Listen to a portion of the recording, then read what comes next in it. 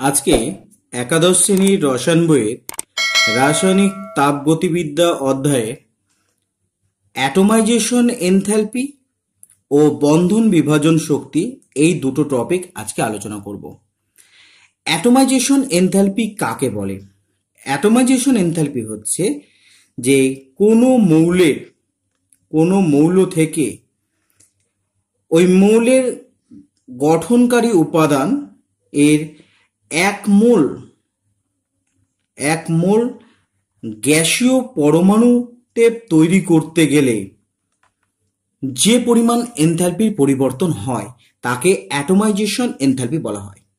তাহলে কোনো মৌল থেকে এক মোল পরমাণু গ্যাসীয় অবস্থায় পেতে গেলে যে এনথ্যালপির পরিবর্তনটা হয় তাকে বলা হয় অ্যাটোমাইজেশন এনথ্যালপি।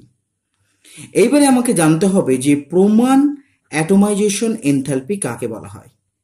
তাহলে প্রমাণ অ্যাটোমাইজেশন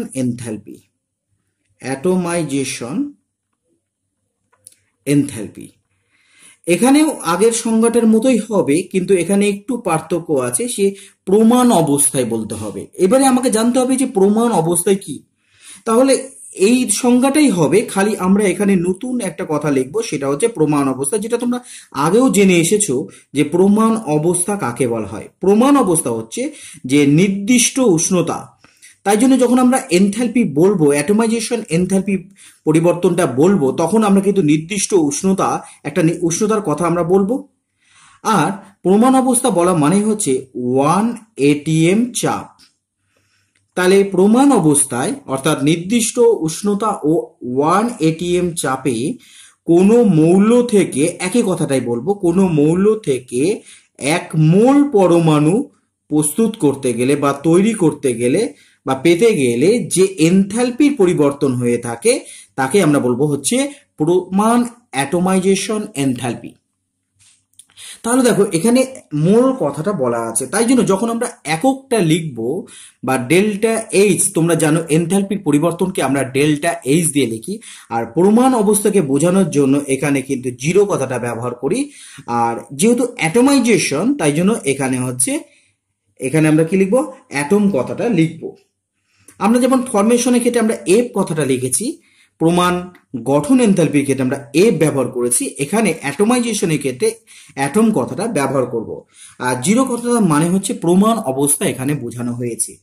এবং এর যখন একক লিখবো আমরা লিখবো যে কিলো জুল, এসআই পদ্ধতি যদি হয়, বা কিলো ক্যালোরি হতে পারে সিজিএসএ, কিলো জুল কি হবে, পার মোল কথাটা কিন্তু আমরা এখানে বলবো। কেন, দেখো সংজ্ঞার ক্ষেত্রে দেখো তোমার কিন্তু মোল কথাটা আছে, যেহেতু সংজ্ঞাতে মোল কথাটা আছে সেটাকে বোঝানোর জন্য আমাদের কিন্তু একক যখন আমরা লিখবো, প্রমাণ অ্যাটোমাইজেশন যখন এনথ্যালপি আমরা লিখবো, তখন সেটাকে লিখবো কিলো জুল পার মোল।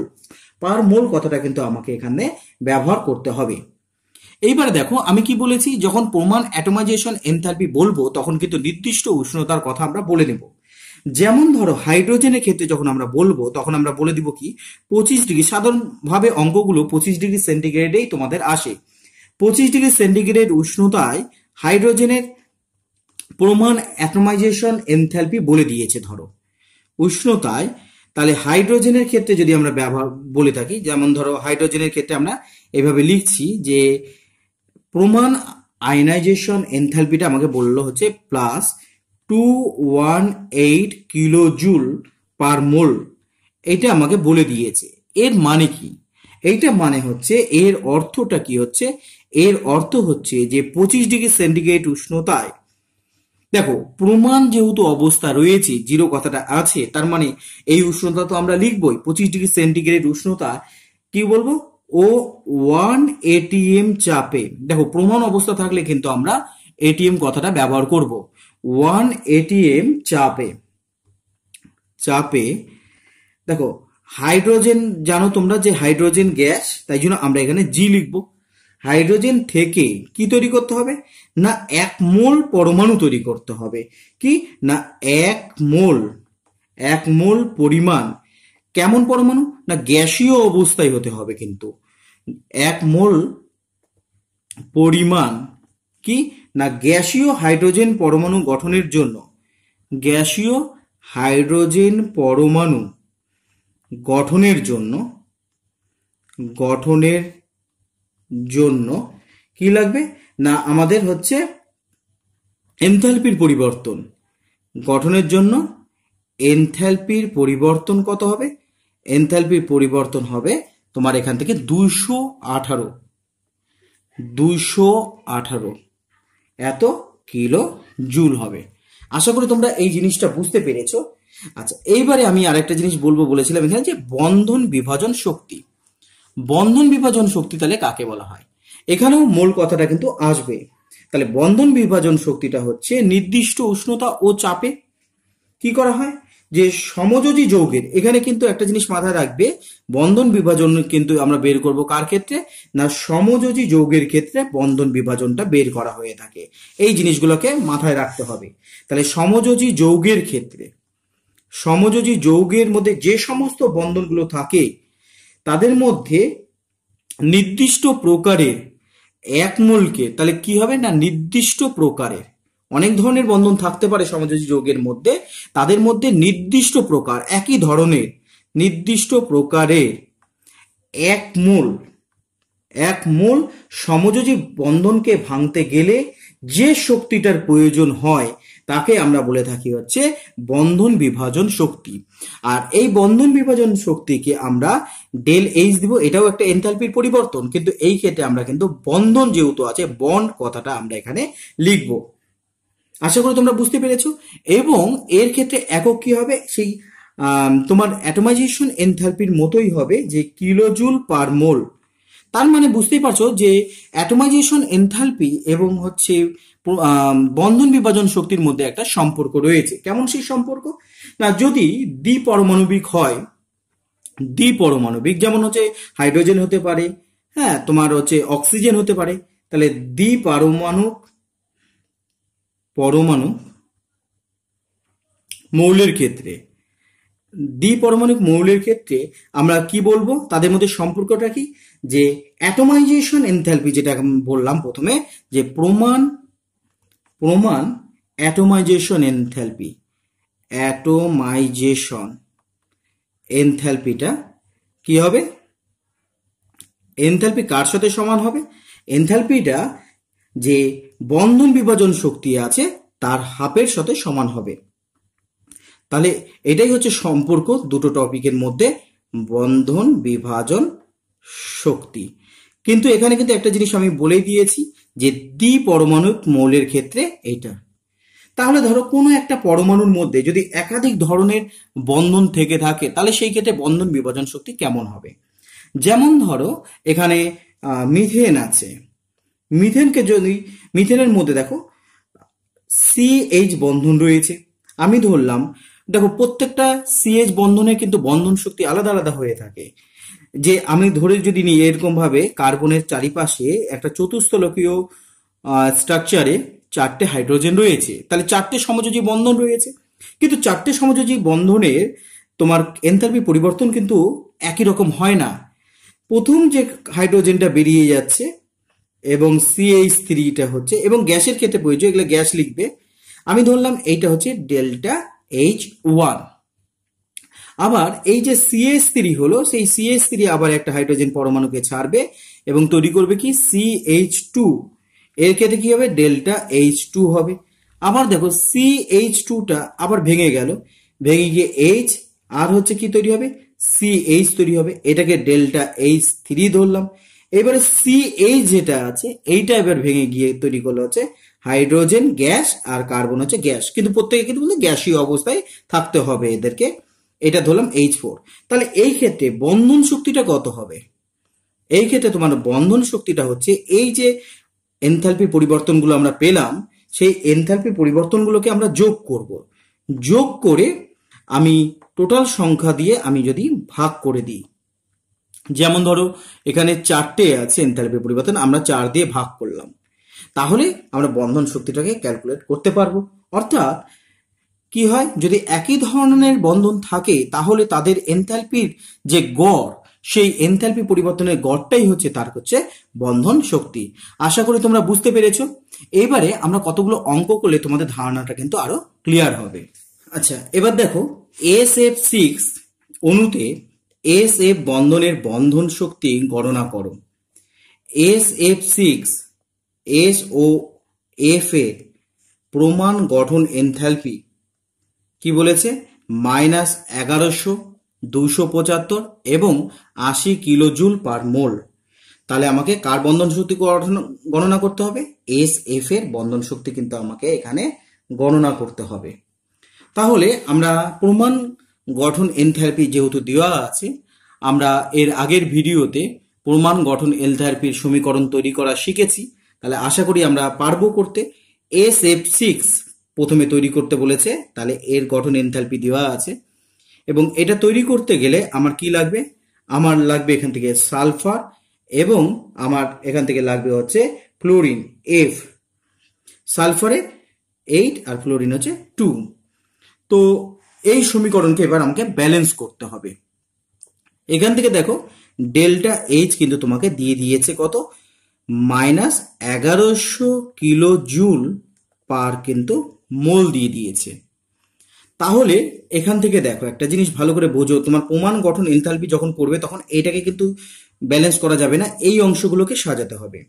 তাহলে এস এর এখানে দেখো একটা আছে, এখানে 8টা আছে, তাহলে 1/8 যদি আমরা করি তাহলে এখানে কিন্তু 8 হয়ে গেল। এখানে 6 আছে, তাহলে এখানে আমাকে কি করতে হবে? 3 দিয়ে গুণ করতে হবে। এটাই হচ্ছে এস এফ সিক্স এর গঠন এনথালপি। এইবারে রয়েছে হচ্ছে কি না, এইবারে রয়েছে হচ্ছে সালফার। এস আছে, এস তৈরি করতে হবে। তো এস কিভাবে তৈরি করব?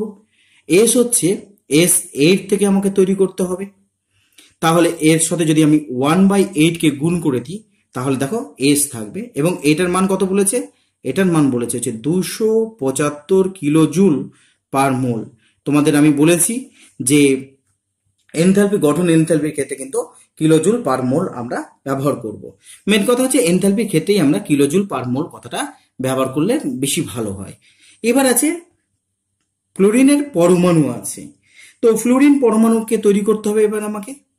এফ হচ্ছে গ্যাস, এফ তো আকারে থাকে না, F2 আকারে থাকে, F2 আকারে থাকে। তাহলে একে হাফ দিয়ে গুণ করলাম, তাহলে এফ হয়ে গেল এবং এটার মান আমাকে দিয়েছে কত? এটার মান দিয়েছে 80 কিলো জুল পার মোল কিন্তু আমাকে বলে দিয়েছে। এইবারে আমাকে কি বের করতে হবে? এস এফ সিক্স এর বন্ধন বিভাজন শক্তি। তাহলে দেখো এস এফ সিক্স যদি হয়, এর বন্ধন মানে একে ভাঙতে হবে। একে যদি আমরা ভাঙি, ভাঙলে আমরা কি পাবো? ভাঙলে আমরা পাবো হচ্ছে সালফার পাবো আর হচ্ছে ফ্লোরিন পাবো, 6টা ফ্লোরিন পাবো। তাহলে দেখো বন্ধন বিভাজন শক্তি বের করতে গেলে যে যৌগের বন্ধন বিভাজন শক্তিকে আমাকে বের করতে হবে সেই যৌগটাকে আমাকে ভেঙে দিতে হবে। তাহলে আমাকে এই সমীকরণটাকে তৈরি করতে হবে কাকে দিয়ে? এই যে 3টে সমীকরণ দিয়ে আমাকে এই সমীকরণটাকে তৈরি করতে হবে, যেটা কিন্তু তোমাদের কিন্তু আমি আগের ভিডিওতে আরেকটা অঙ্কের ক্ষেত্রে আমি শিখিয়েছিলাম কিভাবে তৈরি করতে হয়। দেখো আমার এখানে কি আছে? এস এফ সিক্স আছে। তো এই সমীকরণের ডান দিকে রয়েছে এস এফ সিক্স, তাহলে এই সমীকরণটাকে উল্টো করে লিখতে হবে। তাহলে এস এফ সিক্স পাবো আর 1/8 S8 আর 3 হচ্ছে F2 আমরা হচ্ছে উল্টো দিকে লিখলাম, অর্থাৎ এইটাকে আমি এদিকে আনলাম, এই অংশটাকে এদিকে আনলাম। কারণ দেখো আমাকে যে সমীকরণ দেখে মিলাতে হবে সেই সমীকরণে SF6 এটা কোন দিকে রয়েছে? এটা কিন্তু আমার ডান দিকে রয়েছে, তাই জন্য আমি এটাকে ডান দিকে নিয়ে আসলাম। আচ্ছা এইবারে দেখো, এইবারে কি আছে? এখানে দেখো এস আছে, তাহলে এই সমীকরণটাকে আমাকে যোগ করে দিতে হবে। তাহলে যোগ 1/8 S8 প্লাস কত? প্লাস হচ্ছে এস। দেখো তাহলে এই সমীকরণের সাহায্যে আমি কিন্তু এইদিকে এস নিয়ে চলে আসলাম। এইবারে তোমার বাকি থাকলো কি? এইবারে বাকি থাকলো হচ্ছে 6F বাকি থাকলো। তাহলে এক কাজ করি, এফ তো আমার এই সমীকরণে আছে, তাহলে একে 6 দিয়ে গুণ করে তারপরে যোগ করব। তাহলে 6 দিয়ে গুণ, একে যদি আমরা 6 দিয়ে গুণ করি তাহলে হাফকে 6 দিয়ে গুণ করলে তাহলে 3, তাহলে 3 হচ্ছে F2 হবে আর একে আমাকে 6 দিয়ে গুণ করে তাহলে যোগ করে দিলাম। তাহলে আমরা কি করলাম? আমরা এই সমীকরণ, আচ্ছা দেখি এবার কি পেয়েছি সেটা আগে দেখিনি, তারপরে আমরা যোগ বিয়োগ করছি। এখান থেকে দেখো আমরা এটা কেটে দিলাম, এটা কেটে দিলাম, তাহলে SF6 আর S প্লাস 6F। দেখো আমি কিন্তু এই সমীকরণটা তৈরি করে ফেললাম। কি? এই 3টে সমীকরণের সাহায্যে আমি এই সমীকরণটাকে তৈরি করে ফেললাম। এবং এটা করার জন্য আমি কি করেছি? ফার্স্ট তাহলে ডেল্টা এইচ আমরা বের করব। দেখো এটাকে উল্টে দিয়েছিলাম, এই সমীকরণটাকে উল্টে দিয়েছিলাম, তাহলে এনথালপি পরিবর্তন সেটাই হবে, কিন্তু সাইনটা চেঞ্জ হয়ে যাবে। তাহলে কত হবে? 1100 হবে। 1100 কিলোজুল পার মোল এখান থেকে দাঁড়ালো। তারপরে আমরা কি করেছিলাম? তারপরে 2 নম্বর সমীকরণকে আমরা কি করেছিলাম? ডাইরেক্ট দুই দিকে আমরা যোগ করে দিয়েছিলাম। তাহলে এই যে 2 নম্বর সমীকরণকে আমরা যোগ করে দিয়েছিলাম, 275কে আমরা যোগ করে দিব। তারপরে সমীকরণ আমরা কি করেছি? তারপরে সমীকরণকে আমরা 6 দিয়ে গুণ করে তারপরে যোগ করেছি। তাহলে এটাকেও 6 দিয়ে গুণ করতে হবে। করার পর আমাকে কত দিয়ে গুণ করতে হবে? এই 6 দিয়ে গুণ করার পর একে আমাকে যোগ করে দিতে হবে। তাহলে এখান থেকে কত দাঁড়াচ্ছে? 1100, 275 আর 6 8 48, 480 দাঁড়াচ্ছে। তাহলে আমি এদেরকে যোগ করে দিই। তাহলে 1100, 275 আর 480, তাহলে 5, 7 8 15, 5 হাতে থাকে 1, 15 16 17 আর 1 18। তাহলে এখান থেকে আমার কত হলো? 1855 দাঁড়ালো। 1855 কি? কিলো জুল পার হচ্ছে মোল। এইটা কিন্তু আমাকে ডেল্টা এইচ পেয়ে গেছি। এইবারে একটা জিনিস দেখো, এক মোল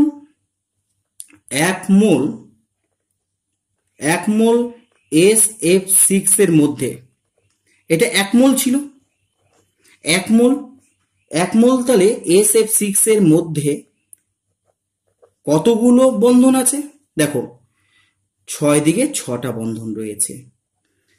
এখানে দেখো উপরে একটা বন্ধন আর নিচে একটা বন্ধন, তাহলে এইটা হচ্ছে উপরে একটা বন্ধন আর এখানে হচ্ছে নিচে একটা বন্ধন, তাহলে 6টা বন্ধন রয়েছে।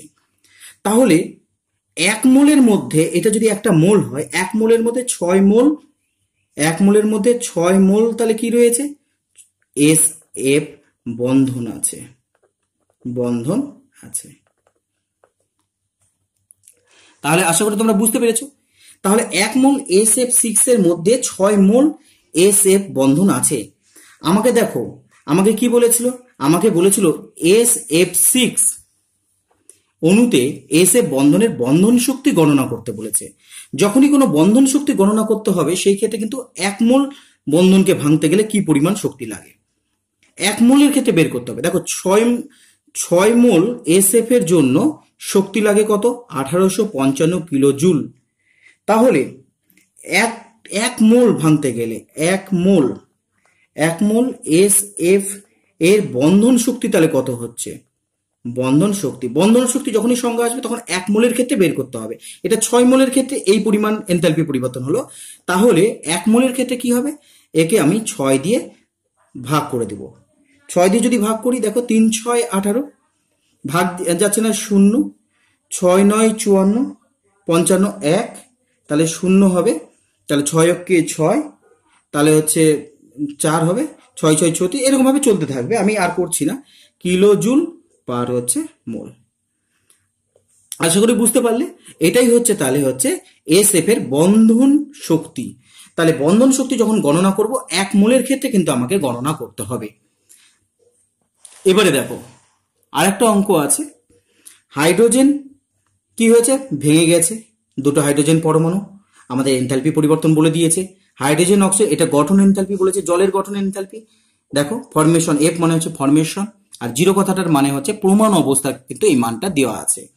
এবারে দেখো হাফ অক্সিজেন থেকে অক্সিজেন পরমাণু তৈরি হয়েছে, তাহলে এর এনথালপি পরিবর্তন দিয়ে দিয়েছে। এইবারে এই 3টে সমীকরণ আমাকে দিয়ে দিয়েছে। এখান থেকে এবার কি করতে হবে? জলের ক্ষেত্রে OH বন্ধন শক্তি গণনা করতে হবে। তাহলে জলের যদি একটু আমরা ছবিটা এঁকে নিই, এই ধরনের হবে। দেখো 1 মোলের ক্ষেত্রে দুটো OH বন্ধন রয়েছে। আমরা এর আগে যখন দেখলাম যে SF6 এর ক্ষেত্রে কি আছে? 1 মোলের মধ্যে 6টা SF বন্ধন রয়েছে, 6 মোল রয়েছে 1 মোলের মধ্যে। তো এখানে কি আছে? 1 মোল জলের মধ্যে 2 মোল কি হচ্ছে? OH বন্ধন রয়েছে। তাহলে 1 মোল জলের মধ্যে আমরা কিন্তু এটা লিখে নিতে পারি। তাহলে 1 মোল জলে 2 মোল কি রয়েছে? OH বন্ধন রয়েছে, বন্ধন আছে।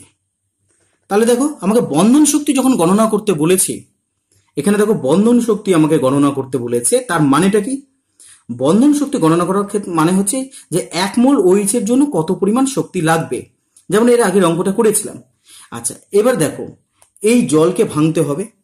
জলকে কিভাবে ভাঙবো? জলকে যদি আমরা ভাঙি তাহলে আমরা দেখব যে জলকে ভেঙে কি তৈরি করা যাবে। জলকে ভেঙে হাইড্রোজেন আর অক্সিজেন তৈরি হয়। তাহলে এখানে দুটো আছে, তাহলে এখানে দুটো হবে, অক্সিজেনটা একটা হবে। সবাই কিন্তু গ্যাসীয় অবস্থায় রয়েছে। তাহলে এই যে তিনটে সমীকরণ দিয়ে তোমাকে কিন্তু এই সমীকরণটাকে বানাতে হবে, এবং সেটা করার জন্য তুমি যা যা করবে এনথালপি পরিবর্তনগুলো সেই একই রকম ভাবে যোগ এবং বিয়োগ তোমাকে করতে হবে আগের অঙ্কটার মতোই। করার পরে যে মানটা বেরোবে তাকে আমরা 2 দিয়ে ভাগ করলে তাহলে আমরা বন্ধন শক্তি পেয়ে যাব। কেন 2 দিয়ে ভাগ করবো সেটা তো বুঝতে পারলে, কারণ 1 মোল জল থেকে 2 মোল OH বন্ধন তৈরি হয়। তাহলে 1 মোল OH বন্ধনের জন্য কি পরিমাণ শক্তি লাগে সেটাই আমাকে গণনা করলে আমাদের বন্ধন শক্তি বেরিয়ে যাবে। আশা করি তোমরা এটা পারবে। আজকে এই পর্যন্ত থাক। এই অঙ্কটা তোমরা হোমওয়ার্ক করবে, এরপরের দিন বাকি অংশগুলো কমপ্লিট করব। ধন্যবাদ। Subscribe my channel PKB Math.